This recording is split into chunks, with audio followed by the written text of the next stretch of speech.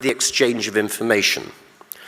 And the question here, as I understand it, that I'm asked to address is, what happens if a trade association simply acts as a vehicle for the transmission of information between its members, for example, about their prices, their list of customers, their plans for expanding capacity? So here I'm not talking about the situation where the association says you must all raise your prices on Monday by 10%. Rather, we're addressing the question, what if you've got 7 members of an association and they inform the association what each of them is intending to do next week, and then the association acts as a vehicle to pass that information on to all the other members.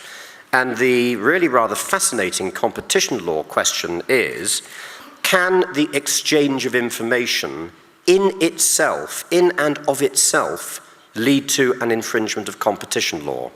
So we're not talking now about the explicit agreement to fix or increase prices. We're talking about the mere exchange of information. Of course, the information could simply be exchanged between the members, or it could be exchanged through the medium, through the vehicle of the trade association. So the question, therefore, is, when can the mere exchange of information infringe anti-cartel law? And as I've said, this is not easy. This is quite controversial stuff. And I'm going to talk a little bit about actual case law and a little bit about theory.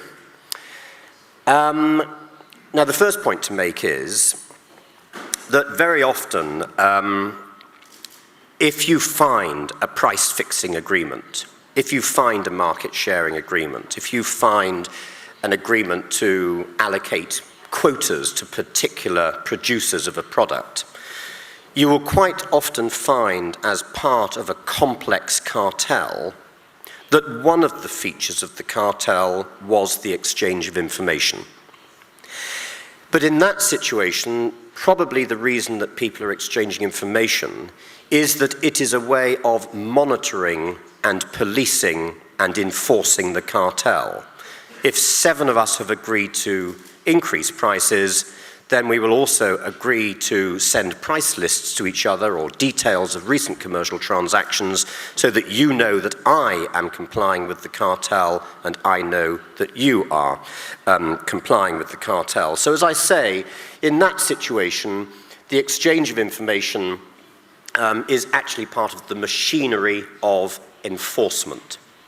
And if you look at the cartel cases in Europe in the last 2 years, of which there are about 10, you will find, I think in 7 of them, I calculated, in 7 of the 10 explicit cartel cases, one of the features of the cartel was the exchange of information. Well, okay, that I think is quite a simple and straightforward case. The more interesting case is where people exchange information, but they do not also agree to fix prices, share customers, restrict output. So our question is, can the exchange of information in and of itself amount to an infringement of Article 101 for us in Europe, Section 3 of the Chilean Competition Act here? And what I would say is that we have had several cases, quite a large number of cases now, in which the exchange of information in and of itself has been held to infringe competition law. Therefore, we have to acknowledge there is danger in the exchange of information. And I think one of the most striking cases, perhaps, quite an old case now, I wonder how old is this case, about 15 years, British Sugar, against the Commission, where there were 4 producers of sugar in the United Kingdom. And periodically, the sugar producers would meet, and British Sugar, by far the largest of the 4 producers, would chair the meeting, How are you? How's life in the sugar industry for you at the moment? While we're all here, we British Sugar would like to tell you that we are intending to put our prices up on the 1st of next month by 5%. So that's the, in inverted commas, exchange of information. Well, of course, the striking thing there is that's not actually an exchange of information. That is British Sugar telling its competitors that it is going to put its prices up, and the competitors sit there and absorb the information, but they don't say anything back. So in a way, to call it an exchange of information linguistically isn't quite right. It's me giving information to you, which you absorb. Now, of course, one thing you could have done is to say, I don't want that information, I'm leaving. And you get up and you spill a glass of water so that everyone remembers the moment that you got up, and you then leave and you bang the door and you go to your group council the next day and say, it's terrible what happened yesterday. I was at this meeting and British Sugar told me that they were going to put their prices up. And then you write a letter to everybody else and you say, we dissociate ourselves from this outrageous behaviour and we're never going to attend a meeting again. That's not what happened in this case. There was that meeting on the 1st of April, and then on the 1st of July, there was another meeting. And British Sugar said, we're going to put our prices up by 3% next week. And then 3 months later, there's another meeting. And it is quite interesting, analytically and conceptually, to ask what's going on here. Does it become, in a sense, an exchange of information? Even if it doesn't become an exchange of information, is it anyway an agreement and or concerted practice that restricts competition? And the court says, yes, it was an agreement and or concerted practice. Because if I give you information about my future prices and you absorb it, you do not leave, you do not distance yourself from what took place. You leave that meeting knowing something which, in conditions of competition, where you keep your private information, your confidential information to yourself, you leave that meeting knowing something that you ought not to know. And then our law goes further and says the fact that you leave the meeting with that knowledge leads to a presumption in law that that knowledge will influence your conduct on the market.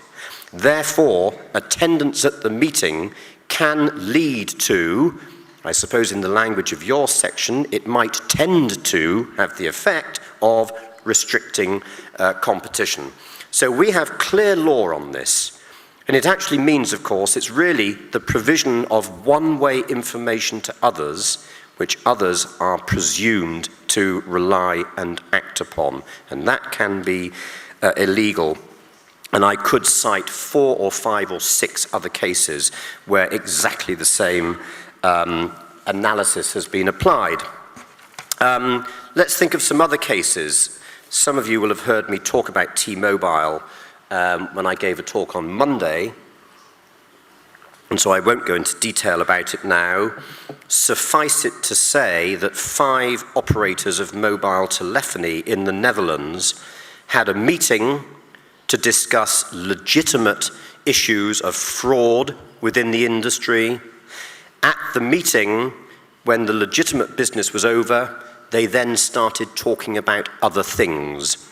And one of the things they talked about was the basis on which they remunerated their dealers, the level of commission paid to dealers. And I said to you, I'm not happy with my dealers. I think we're paying them too much and we're thinking of reducing their commissions. And you said to me, well, good heavens, Richard, that's amazing because we've been thinking the same thing. And in the course of the next hour and a half, we talked to each other about the basis on which we remunerate our dealers, and we leave the meeting with that information.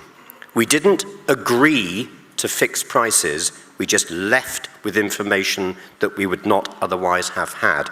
Legal question that crystallizes itself in the Court of Justice: could one meeting called for a legitimate purpose that led to the exchange of information about business dealing Note, not in relation to the retail price to the customer, but to the basis on which we pay our middlemen.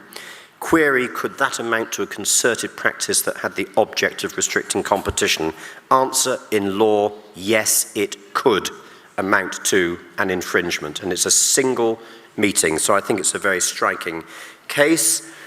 There's a case which is currently on appeal to the General Court in Luxembourg in the banana market, where you had 3 producers of bananas, and over a period of 3 years, the banana producers had weekly discussions with one another. It's quite an interesting case in that there are 3 banana producers, but the weekly discussions were only ever bilateral. So you've got A, B, and C. On a Wednesday of each week, A would give a phone call to B, a competitor, and say, what do you think about the banana market? You know, are things going well for you? Have there been any hurricanes in the Caribbean lately? Have any of your ships sunk? Are you finding the public are in favor of bananas at the moment or against bananas, and any seasonal fluctuations? So A has this weekly discussion with B about the state of the banana market. Having had that discussion, A puts the phone down to B and calls C and says, hello C, what do you think about the banana market? Because I've just been talking to B and B's a bit pessimistic. What are you thinking? And C says, well, we're pessimistic as well. Interesting. On a Thursday, the bananas have come into Rotterdam, and A, B, and C now sell their bananas to the supermarkets, Carrefour, Tesco, Walmart. And then A phones B and says, how much did you charge for your bananas this week? Oh, that's interesting, 100 a kilo. I'm just going to have a word with C. Hello C, how much did you charge for your bananas? Oh, 120. That's interesting. And this pattern goes on over a 3-year period. Every Wednesday, every Thursday, these discussions take place. But all they ever involve is an exchange of information. There's never an agreement to increase prices. There's never an agreement to, let's take out 100 tons of capacity. It's mere exchange of information. And the European Commission said that was a concerted practice that had the object of restricting competition. And the banana producers are appealing this to the General Court in Luxembourg. And I've seen the grounds of appeal, and they say the Commission totally misunderstood this exchange of information. It was not intended to impair competition in any way. It was simple, normal industry gossip. That's the word they use. It was industry gossip. This is what happens in the banana market, and it can't have any impact on competition. I think this is the most interesting case, because the court has now got to decide, was it mere innocent gossip, or did it amount to a concerted practice that restricted competition?